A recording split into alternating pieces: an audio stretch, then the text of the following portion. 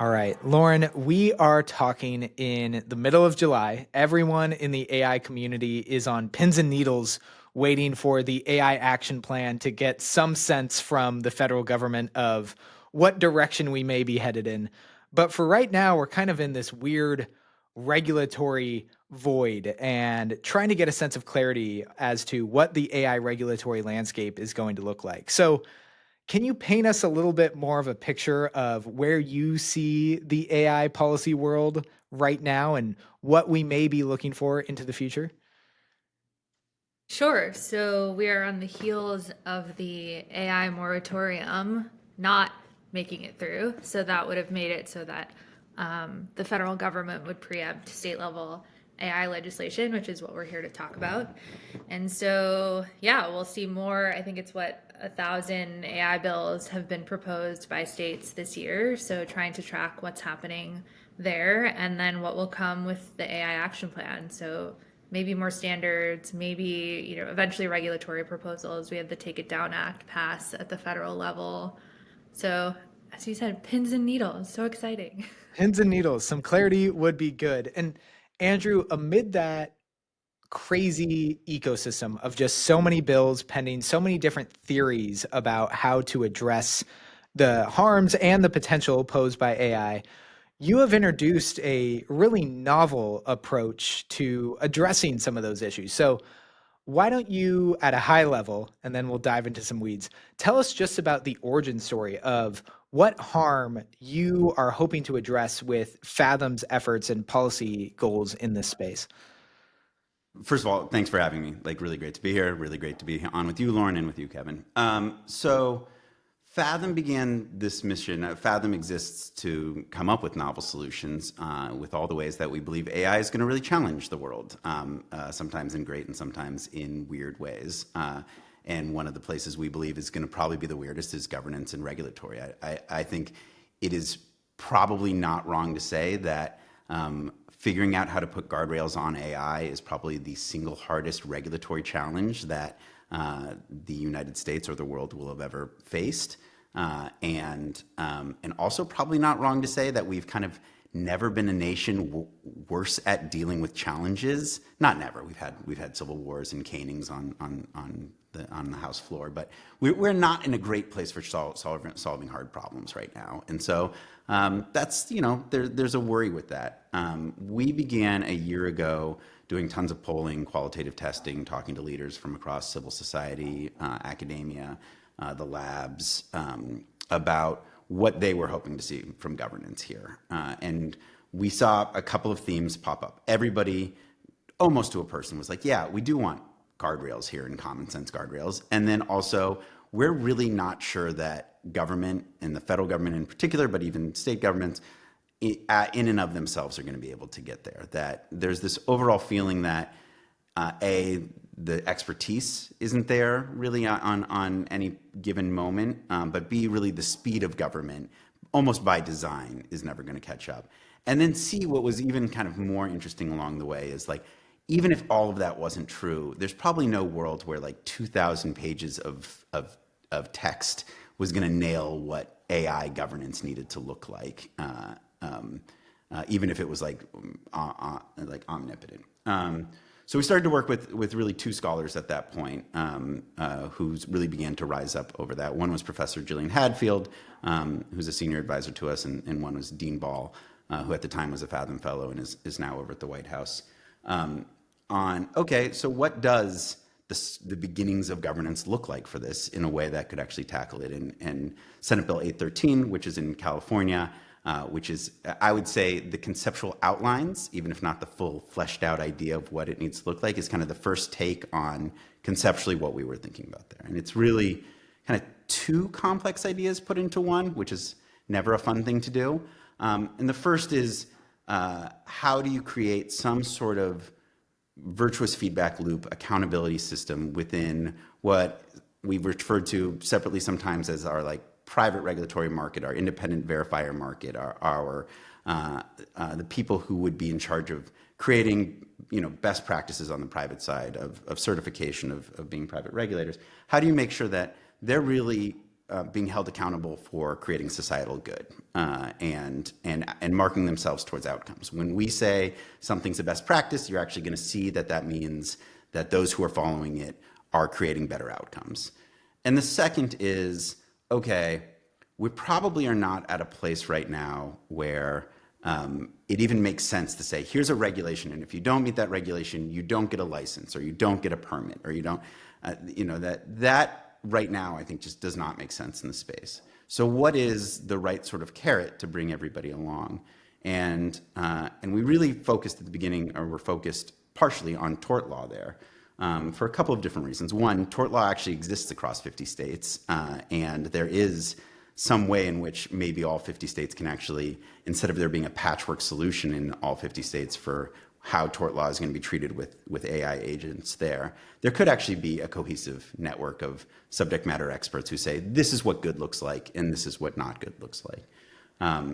And two is it's kind of the perfect fit for bringing in these private side subject matter experts who could potentially be independent to say like, hey, we can start setting contextual answers for this year right now.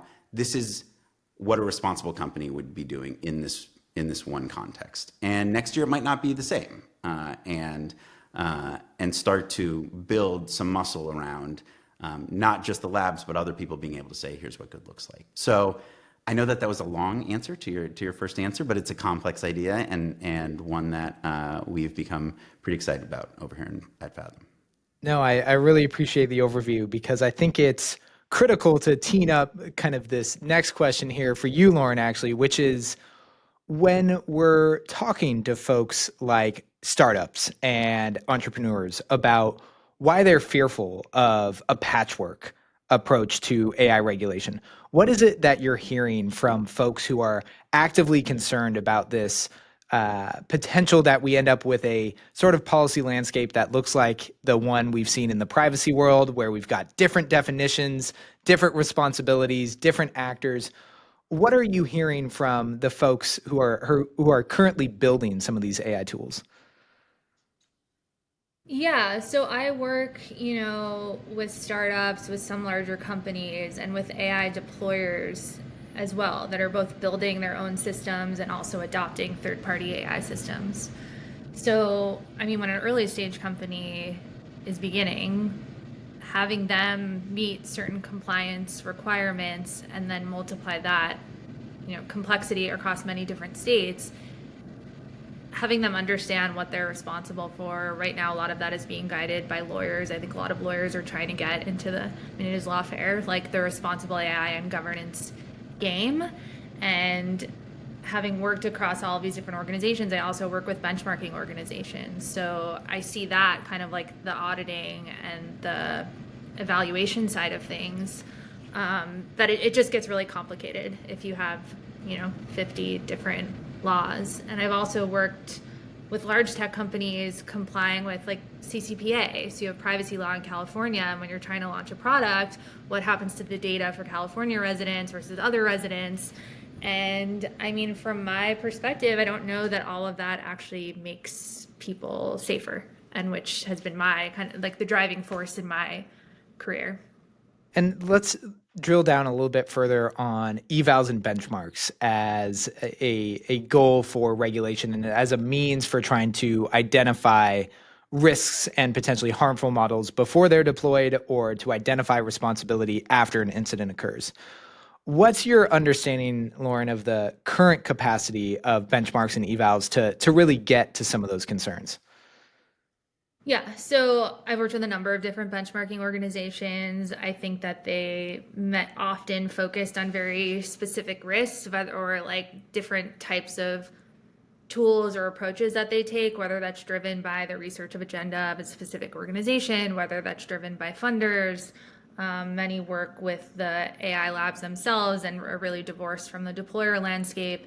And so you see both a lot of heterogeneity in terms of the types of things that people are working on, but there also is the driving force behind a lot of these orgs we see a lot of the same funders over and over again that are kind of helping to stand up this ecosystem of like AI safety, evaluation, auditing, or not auditing, but evaluation orgs. So I've worked with ones that are like kind of in that community. Outside of that community, I work with Arc Prize Foundation, which is funded by more broadly technologists, so not any philanthropists.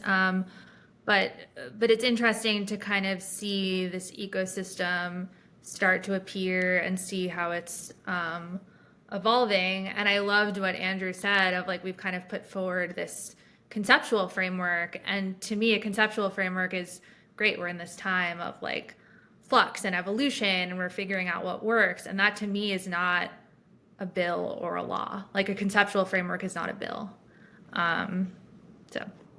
So So this is a great point to jump into some more details about SB 813 and more generally Fathom's goals for this approach to regulation. So Andrew, I want to give you a chance to respond to that, but in particular, can you explain more about how your approach potentially cuts against some of the concerns that people have about a so-called state-based AI patchwork with respect to things like the voluntary mechanisms of whether or not someone wants to be certified, whether or not a lab wants to be certified under the MROs, and some of the other mechanisms you think cut against those larger regulatory concerns?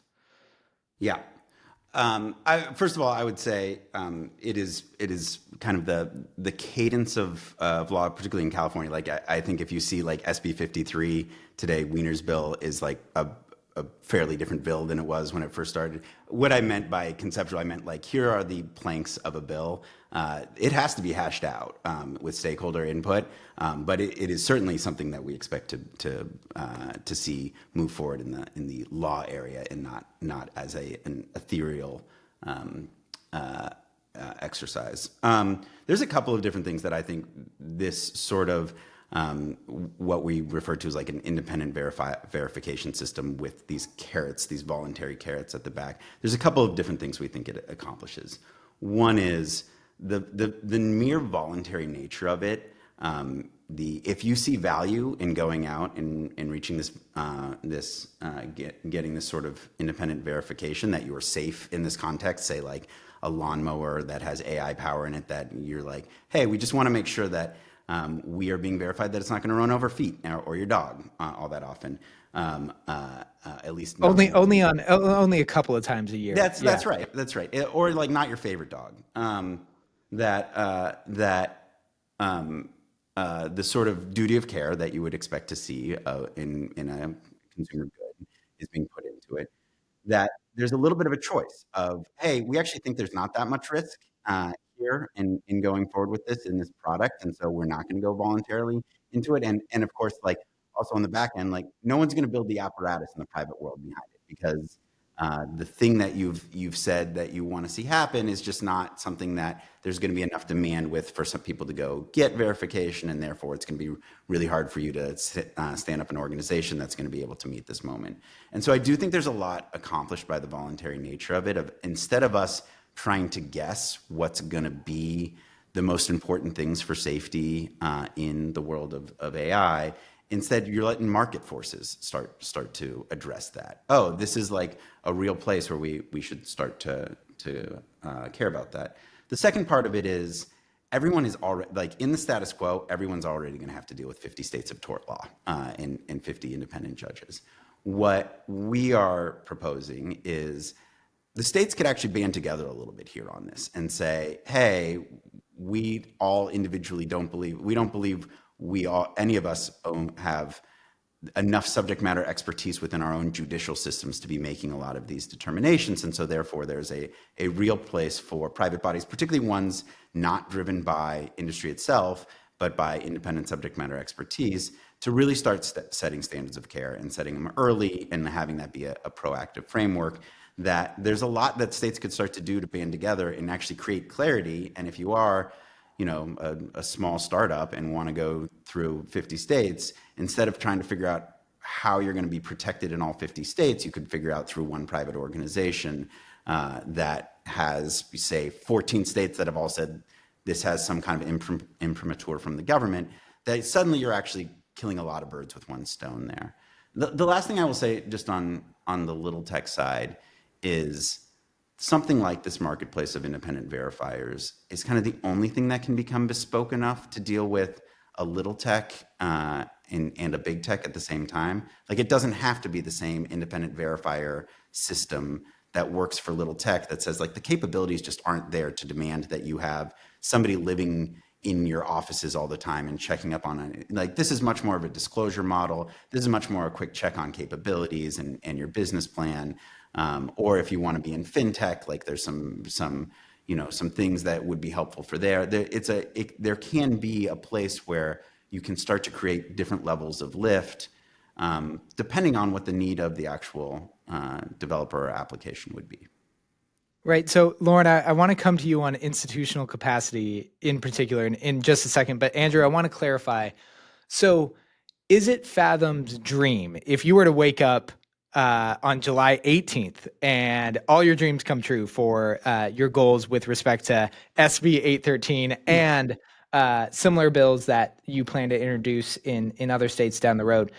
Does it look like kind of all of these states creating this marketplace of independent verification and then giving states the ability to just say, giving labs the ability to say, I was certified by this one independent verifier that's been recognized by all 50 states, and therefore you've kind of solved the patchwork problem? Is that the goal, or am I missing something there? I mean, ultimately, it would be wonderful if there was one IVO, one independent verifier that was like great across all 50 states. The context is probably more complicated than that. So, like, it would be our vision that instead it would say in the way in which this would be, say, used in chatbots for kids under the age of 15, it is safe in this way. And we've been anointed by these 15 states. These 50 states, sure, if it's my dream and I'm waking up on July 18th, these 50 states, plus probably like Puerto Rico and DC, and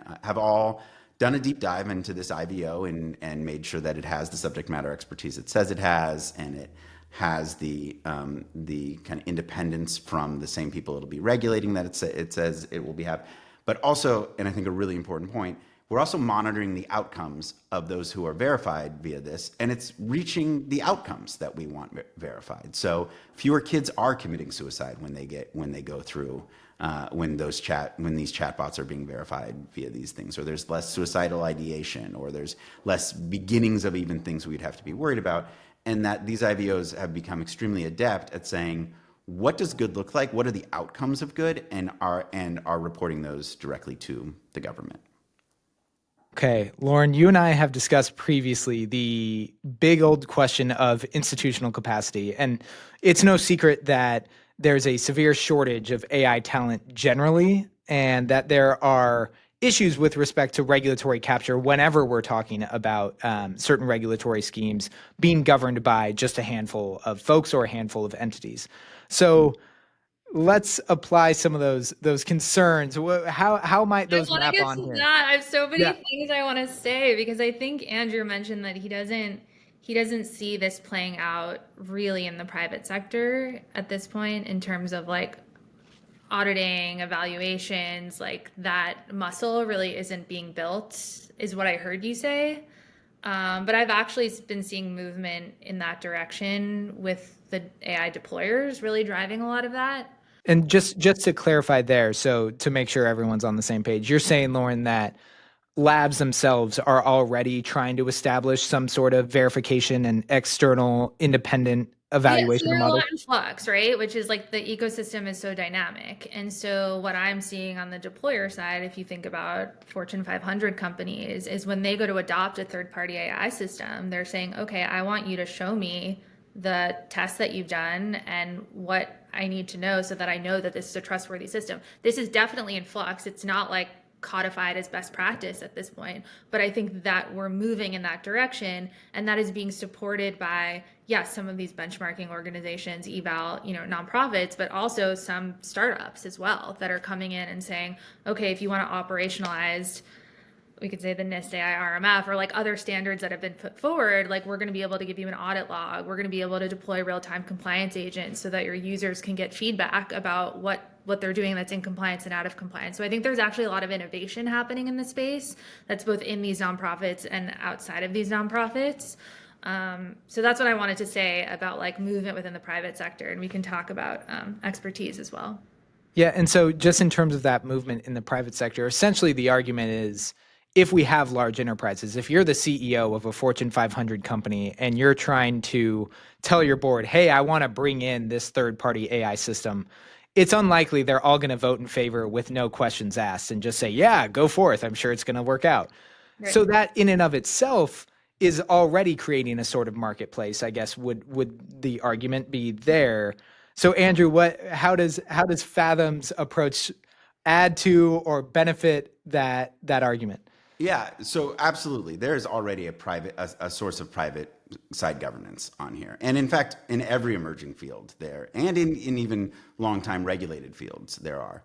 Our argument would be this is the ripest place and the right place to actually add a regulated marketplace and not just a corporate driven marketplace. There's going to be some places where the corporations come up with some great answers for what needs to look like. There's some where they're just going to be covering their butt and making sure that it looks like all the due diligence has been done.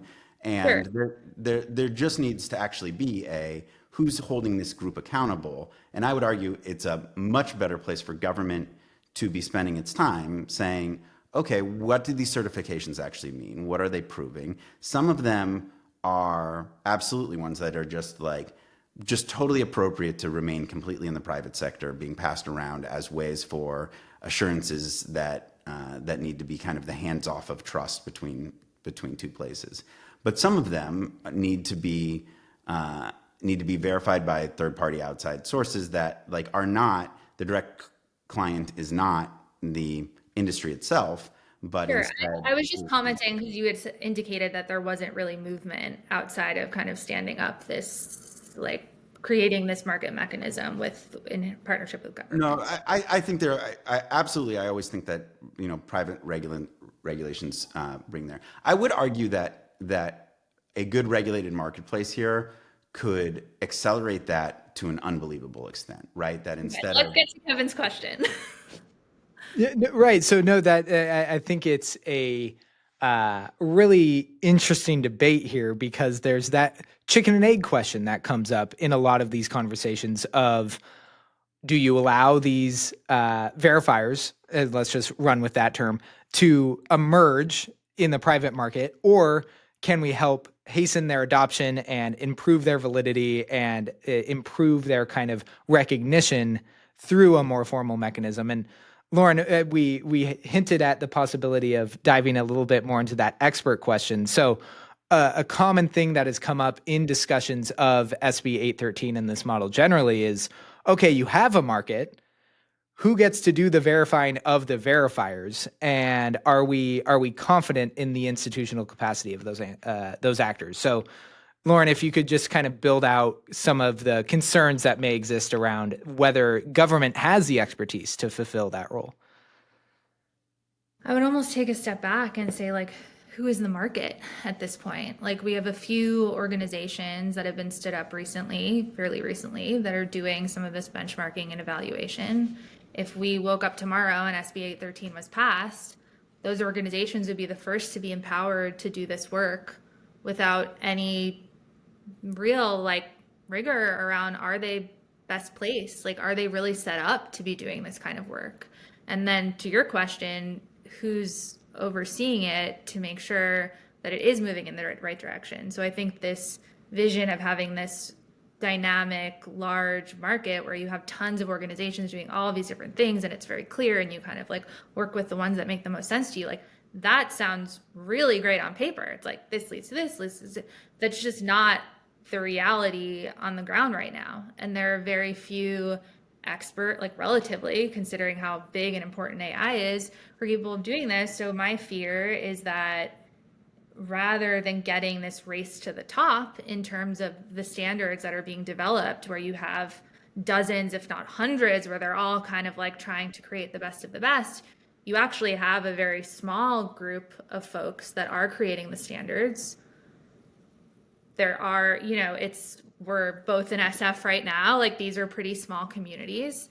how do you ensure that they're not co-opted? How do you not ensure that this is actually a race to the bottom or a race to mediocrity when it comes to standards? Or, I mean, a race to groupthink, where you have this small set of people who say, this is what I think is the right thing. And then because they've been empowered through law to say, you are the people who have like this knowledge and insider knowledge and capabilities to do this work effectively, then it kind of prevents others from coming into the conversation. And then you get a situation where you have another org, they're saying, we want to do it this way. But because you don't have this market of evals, benchmarking, whatever, which is like what I really want to see, you get a situation where you're actually pushing out ideas that could be really good and really helpful when you're thinking about creating safer, more trustworthy AI systems. So it's not a matter of like, what do we want the world to look like? It's when do you start using legislation and the power of regulators as a tool to actually unlock that. Andrew, there's a tall charge there. Yeah. Well, I think what we have to get out of the mindset of thinking about here is that the only way the regulators, the government side of this can work is by saying like, here's the right way to benchmark, or here's the right way to, here's the best tool we know for keeping things safe, and really get them in the mindset of saying like, show us the outcomes, right? And actually like 813 should read such that if somebody else can prove in a small setting, in a large setting over time, that the way they handle chatbots for kids under the age of 15 creates a lot less self-harm in the places where they're operating, then not only should they also become, get an IVO, they should actually probably kick out the other people who have the IVO. The point that this marketplace needs to mature is absolutely correct, right? But I don't know of any other way of growing that than starting to say, like, if you reach these things, then here's carrots that start to kick in. Right now, today, there is not probably an IVO to say like, there's not an independent verifier, sorry, to say something like, here's the safe way to have AI in lawnmowers, right? Like that context just doesn't exist right now, right? And there's no one to go build that expertise because there's no apparatus to say like, if we're really good at making sure it's not running over your pet, we are going to get a certain amount of imprimatur of quasi-governmental power here that's going to allow us to build a business model around it.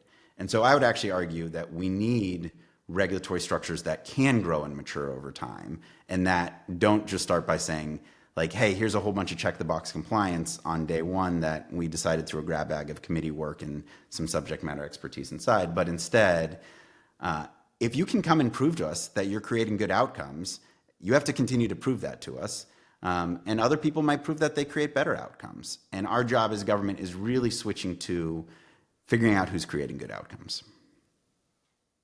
Lauren, I wonder if you can help dive into an argument I've heard brought up with respect to this framework, which is it's really hard to measure good outcomes, and it's really hard to verify models. If folks knew a priori how to do this, then we probably wouldn't be having these conversations to begin with. So do you have any concerns about kind of the technical feasibility of some of these efforts, or are you seeing signs that we are improving in a way that this sort of verification and certification is feasible or technically feasible? So I'm very optimistic about the innovation landscape in this area. Where I want to get to is like, have this be part of an operational practice, have it be real time, give us insight into what's happening with these models. Like, to me, success with safety is, to your point about a chatbot and suicidal ideation or something like that, is that you're stopped in real time. Like, something happens and you prevent the incident from happening. It's not an assessment that happens before the model goes out and an assessment that happens at various intervals as it's already been deployed. And so my concern is that once you codify this in a bill, in legislation, and say you're not saying how to do it, like, this is obviously, you're trying to create this ecosystem and you're providing enough flexibility where people can experiment. But even just the language of like, we're going to do an assessment, you're going to file a report, you're going to be certified, you're going to get these legal protections, then maybe we're going to do some other assessments. Like, that to me, you've already created a frame that I think is problematic and potentially outdated given what I'm seeing in terms of the innovation landscape. And so when you empower a small group of organizations, and it is a handful of organizations that would potentially qualify as MROs today, if we're talking about this like nonprofit landscape, you're already creating that frame of like, we do an audit, you certify, blah, blah, blah. And I think this is a safety by design question. I think this is a real-time operational challenge. And my concern is that we get stuck and we actually prevent safety innovation from happening as quickly as I think it should. So Andrew, this idea, and Lauren, please correct me if I'm wrong here. I do wonder, for, let's say, a model that's certified and deployed on January 1st, 2026, the standard it met with, or it complied with, let's say now we're looking at December 31st, 2026, and the model has improved, it's learned, it's trained over time, and now has different emergent properties that were never considered or baked into that standard. How do you see your framework applying it in that scenario? Yeah. So first of all, I would imagine that IVOs that are as static as that do not produce very good outcomes, right? And it's going to be hard to say they do produce very good outcomes, right? So particularly in like the places where capabilities do turn fast, it's going to be really hard for you to say like, we nailed it right now, and like a certification's good for like 3 years right now. And to really actually be able to hold academic water when you come up and say that before you ever even could get an IVO, but or could get certified to be one of these independent verifiers. But the actual implication, the actual mechanism here is like, prove to us that you're going to create good outcomes, and then actually prove that you're creating good outcomes. It's not to say you have taken all the best NIST standards, you have taken all the best ISO work, and you've created a Bible that is, statically here in this. Your job is not a one and done situation. In some cases, it could require a lot fewer check-ins, right? If you're like, this application in this way is fairly static and it's there, and we need to check in every time you're about to do a model update, but like, you have a good incident reporting system out there, and we feel like very comfortable that what you're doing, we understand the landscape of it. Or what you're doing is like actually really super complicated, and if we really actually want to be able to keep on top of the risks here, we need to be kind of embedded it with you and check out the practices you're using in the changing contexts of which they come, right? And if you want our sign off in this much more complicated way, it's expensive here and it's hard here, and it will require a lot more stand-in because this capability is changing fast, and the context in which you allow people to use it is really broad and in all these places. And so the answer is like, the fluidity and complexity of what needs to happen should probably change with the context with which you are utilizing your technology. And only a framework like this actually allows for that kind of bespoke landscape. Right. So the idea is that if you had an IVO, an independent verifying organization, that released a standard that was just so rigid and inflexible, well, clearly they wouldn't be supported by the government the next go around in terms of certifying that organization to serve as an IVO. I wonder, for the use cases that are, let's say, deemed initially to be low risk, or perhaps they're brand new, so people don't know too much about them. I have yet to see an AI-empowered lawnmower. I imagine that there's some John Deere out there that somebody's riding that has AI. It's probably not the first place where people are going to say, I really want to know that this has been certified by an IVO. Do you imagine a world in which you have sort of private stakeholders trying to encourage the creation of an IVO for their market? Is that sort of one of the goals, or something you could foresee? Yeah, I absolutely think that that's the place where, like, before we set off on this, one of the conversations we had was essentially like every trade organization across the United States, and they're like dying for this stuff, right? It's like what I heard very specifically from one group is like, hey, we talk about a race with China all the time, and the thing that like the Chinese government says is like, you're going to use this technology, right? Like this is, and for us, it's like all of our independent small businesses, large businesses, they all have to make their own independent analysis right now. And there's like no way to even tell who is real in the assurance world at this point, right? So it's all noise with very little signal. And yeah, we do need someone to help us cut through that, and a potential government backstop of saying yes, this has some quasi-governmental sign off on it, that it's actually been looked at in a way that it is creating good outcomes versus something else. Yeah, it's a fascinating point. We were speaking earlier with Keegan McBride about the different levels of trust in AI between the Chinese population, which is reportedly very high, and here in the States, we see trust levels significantly lower. And so, as things stand, though, this bill, SB 813, is still pending before the California Senate. Lauren, I'm interested to know, what are you hoping to see develop in this space? If you're not on board with 813 as it stands right now, are there changes that you would like to see that would perhaps change your perspective or stance there? Or are we still, in your opinion, in this sort of wait and see mode, given the state of the tech and given the state of safety efforts generally?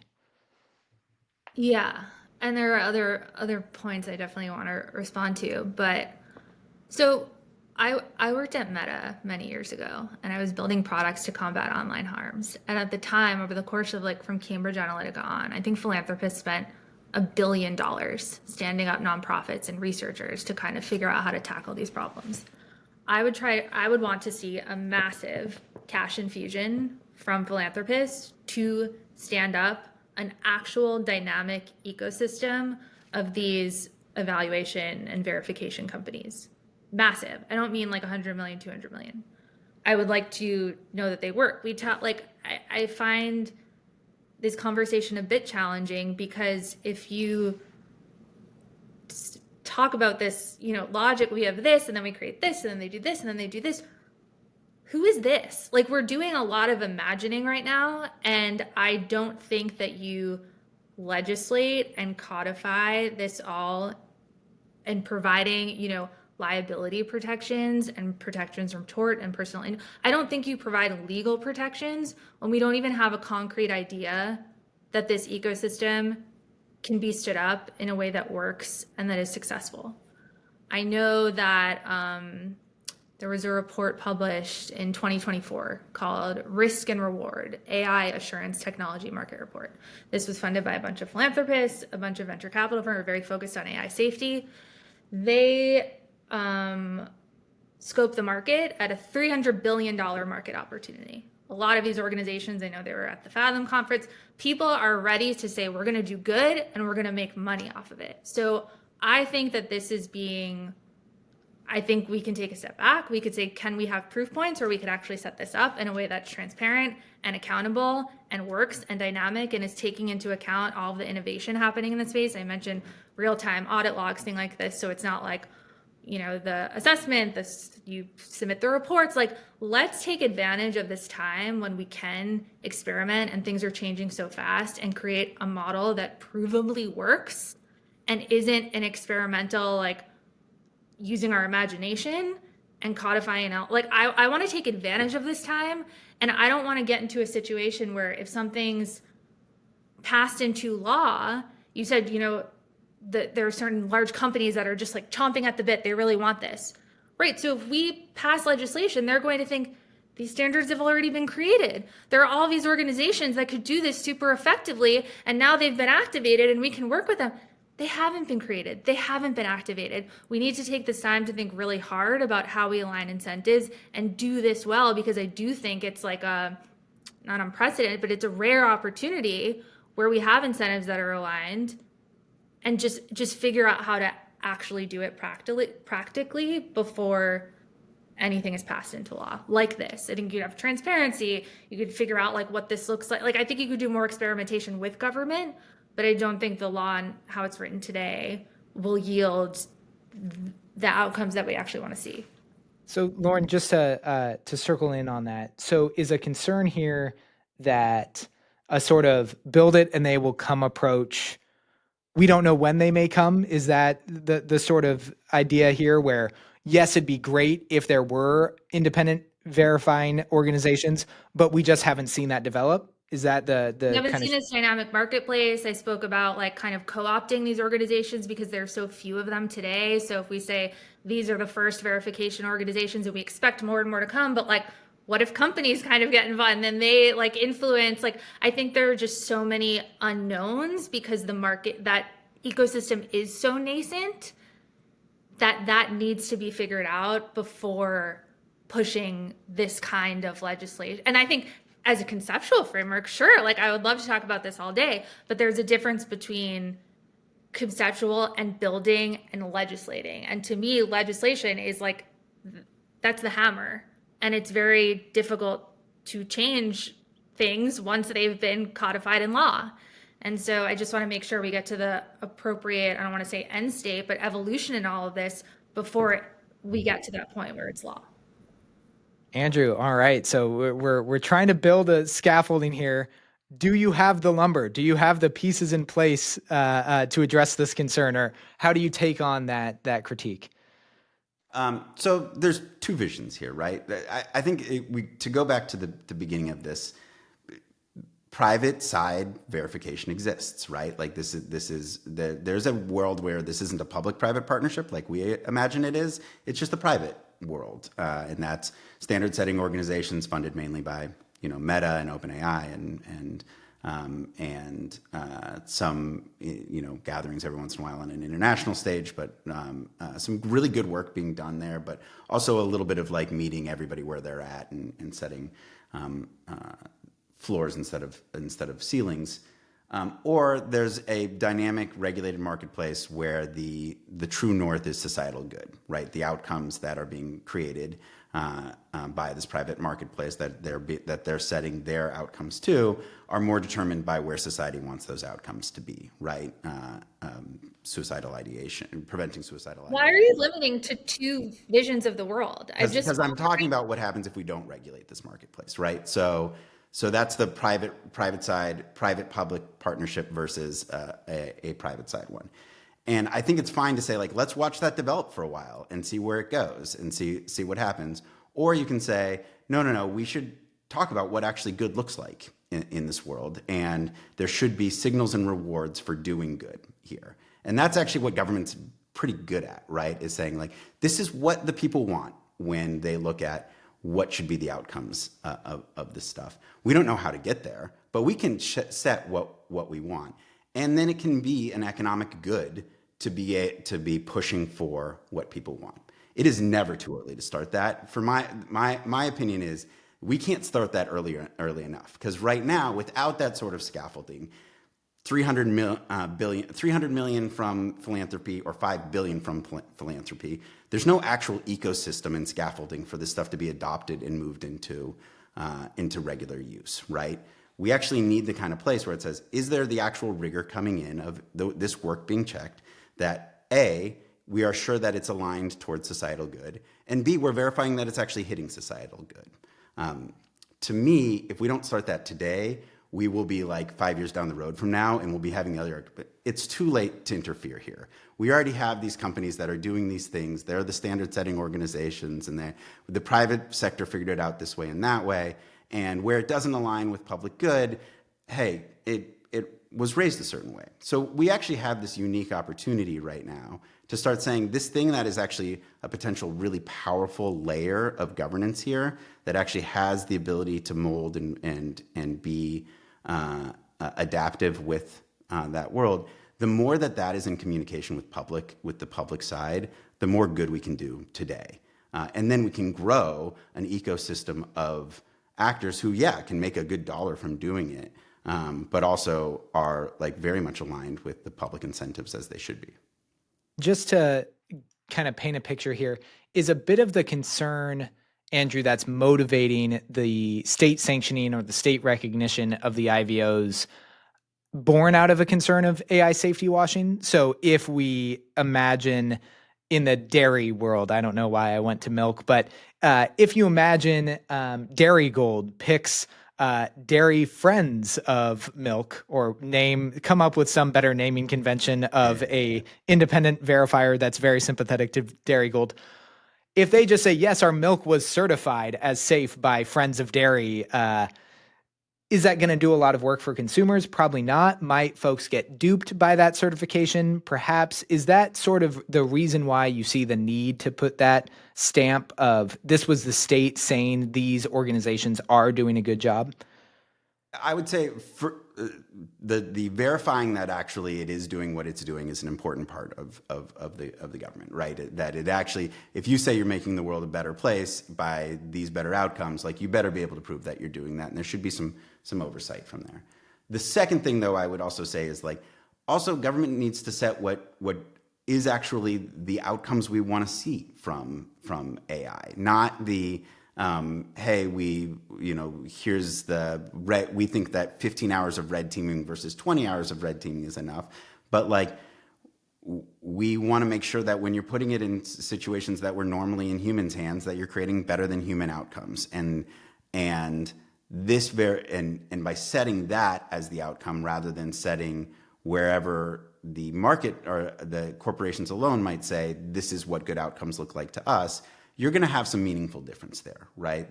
A true north based on a conversation between the public and private entities creates a lot of societal outcomes. Say, like, not to pick on social media, but to say like, hey, we're probably too focused on consumer attention in social media, and we should be focused on, mental well-being in it. And that's a thing, that's a certification that probably wouldn't naturally be coming or be robust through a industry alone situation, but is one that where the public and private working together to create that sort of certification actually creates real meaning and real market forces in the space. Lauren, how do you see, from your perspective, that idea of in this current ecosystem that you've been outlining, right? And in the potential world of having that philanthropic approach, do you see that sort of public participation or public interest in how these standards actually get set or what testing actually looks like? Yeah, I would love to see this come from government where you're standing up and trying to create this ecosystem of verification organizations and you have labs coming in, becoming like, we need to test this and make sure that it works and that the liability protections that you're providing are commensurate with the safety, assurances that you're providing.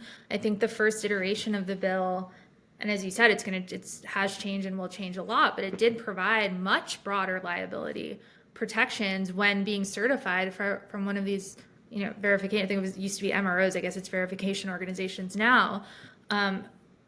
So you need to make sure that is proven and can work. And so if we looked at older iterations of the bill, you have a handful of these organizations. They come, they get certified, they get all of these protections along with it that protects them from, certain kinds of lawsuit or whatever it is. And like liability certainly needs to be worked out.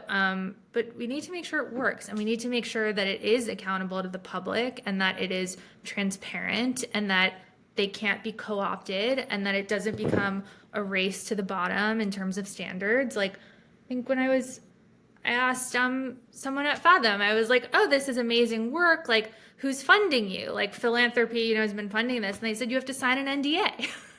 So I'm like, okay, who are we accountable to? Like, we're this small group. You have the MROs, a handful of MROs. You have Fathom writing the bill. Like, let's be accountable and transparent because that is the safety ecosystem that we're trying to foster. So I would just like to see it evolved in an intentional way, use resources effectively, prove out the model, have the labs coming in and having the certification process happen in partnership with government. And then we figure out like what the right model is in terms of legislation. Well, Andrew, I'm going to give you the last word here to address that NDA comment. I'm sure may be of interest. And then your forecast for whether or not we should expect this to be passed by the California state legislature, if you feel comfortable with prognosticating. First of all, we can say very openly, we are entirely philanthropically funded. We are entirely philanthropically funded by family money and by non-industry invested money. None of our people have a significant, and our law firm Arnold and Porter has done the deep dive on it. None of the people have a significant investment over $100,000 in AI or cryptocurrency. And we are not funded by any corporation or any corporation pass-through. Like, you're not going to find at the end of the day, like, oh, secretly one of the FANG companies, and we list this right on the website, has come through. We're also not funded by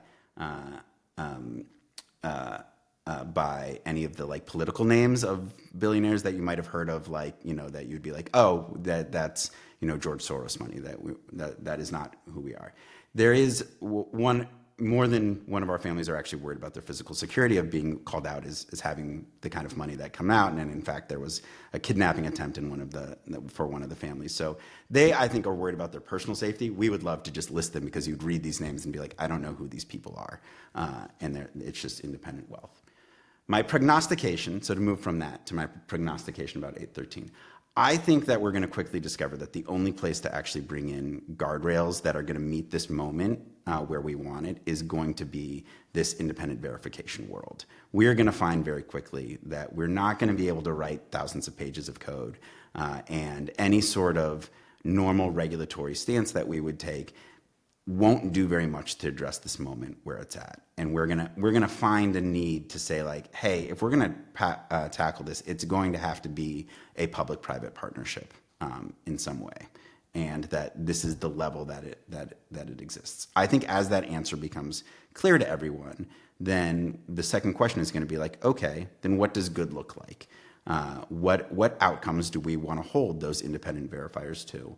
And then finally, we also can't, to all of Lauren's points before, we can't make this a requirement yet, right? Like, it doesn't make sense in today's world. And so we're going to have to start looking for carrots. The carrot we are working from right now of this, this is lawfare, so I can say it's a rebuttable presumption. We're like, hey, it should be just like a little bit of proof in court that you have met good evidence from a group that has some sort of sign off that they've gone through some rigor on the backside. If it also turns out that like all the science was super shoddy and that you can prove a whole bunch of stuff in court, and you know the court still has its day of fact finding in the system as it is, and I think that's probably appropriately scaled to right now to where this thing is, but we can't. We need a system that is going to meet the innovation at its moment and not stifle innovation. At its heart, Fathom is really hopeful that AI is a really wonderful thing that's happening to the world, but that we can't just trust that industry alone is going to create all the right safeguards to get there. And so we believe that it's going to quickly dawn on people that they need this sort of world to get that right. And the second thing that's going to dawn on them is like, tort is going to come for AI pretty hard here. And we're going to need clarity pretty quickly on what it means to be a responsible AI agent and not a responsible AI agent. And that's not going to be a finding of fact 10 years after the thing, when the court case finally goes through discovery and the class action all comes together. That's not going to be a finding of fact in that the courts are going to be able to come up with very often in a useful way. And so something like this mechanism is going to be needed. And so, in my opinion, we probably get there pretty quickly from those two dynamics. But it's also a conversation we're really like eager and I would say very humbled to have. Like, I think that we have lined up right now 19 pages of potential amendments that we want to share with people over the course of this summer, because we do think there's a lot of work to be done here to make sure that the due diligence is done, that the right expertise at the government level is there in order to be able to check the outcomes of these IBOs, that the IBOs crawl before they walk, before they run, and that the system is properly able to bring that in. All of those are great questions, right? There has to be a way to grow and mature this, but the answer can't be then we don't do anything until we see that maturity, because it won't mature the right way if we don't start coming in early. Well, folks, we've got Andrew in Oakland, Lauren in San Francisco. Thankfully, there is a bridge between them. I'll leave it to you, listener, to find that bridge. Thank you to the both of you for joining. We'll have to leave it there.